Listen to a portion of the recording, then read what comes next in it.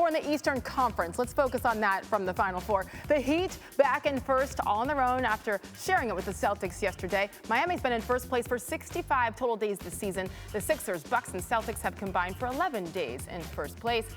That is why tonight's Bucks-Sixers game is must-see TV. Those matching records mean this race is coming down to the bitter end. It's perfect. Tied with just 8 games to go in the regular season. Another reason why it's must-see, Embiid versus Giannis. Joel second in the league in scoring. Giannis just 0.2 of a point behind him. It's a 7 Eastern tip in Philly. And then, by the way, tomorrow night, a big one, Miami at Boston, 7:30 Eastern here on ESPN. All right, JJ Redick, so you got the top 4 seeds in the East. We have Miami and then Philly, Boston, and Milwaukee just 1 game back.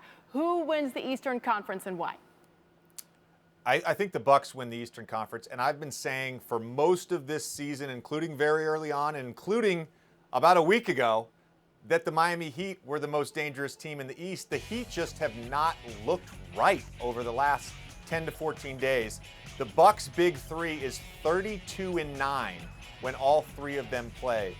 They won the championship last year. They're the defending Eastern Conference champions as well, obviously. To me, this team has everything that is needed to win the East and advance to the finals for the 2nd straight year. And we talk so much about Giannis, but trust, that intangible on that team is huge, especially what they're coming off of, and really good defense as well. Real quick with Boston, they have certainly been as hot as anybody, but their center, Robert Williams, an injury there. How does his uncertainty for Boston affect their chances to really go deep here, finally? Look, this is a big injury. And I know for a lot of casual NBA fans, they may not understand just how good Robert Williams has been and how valuable he is to this team. But the reason they have the #1 defense is because their best lineups have 5 guys that can switch everything. And he is so good at rim protection. So there's some question marks here, of course. How are they going to guard Giannis at the rim? How are they going to guard Embiid at the rim? Who is the 5th guy in their closing lineup? Is it Pritchard? Is it White? Is it Grant Williams? Their 5-man lineup, Marcus Smart, Jason Tatum, Jaylen Brown, Al Horford, Robert Williams, has absolutely eviscerated opponents. When those 5 guys are on the floor, they're as good of a 5-man lineup as there is in the NBA. His loss is huge.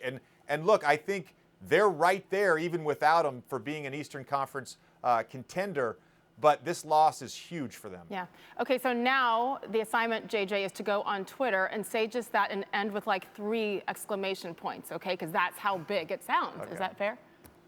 You know what? I've learned a very valuable lesson today. That is my takeaway from this segment. I've learned a lesson. Use exclamation points on Twitter. Yes, forget about all the basketball stuff. Hashtag blessed. Emojis. Yeah.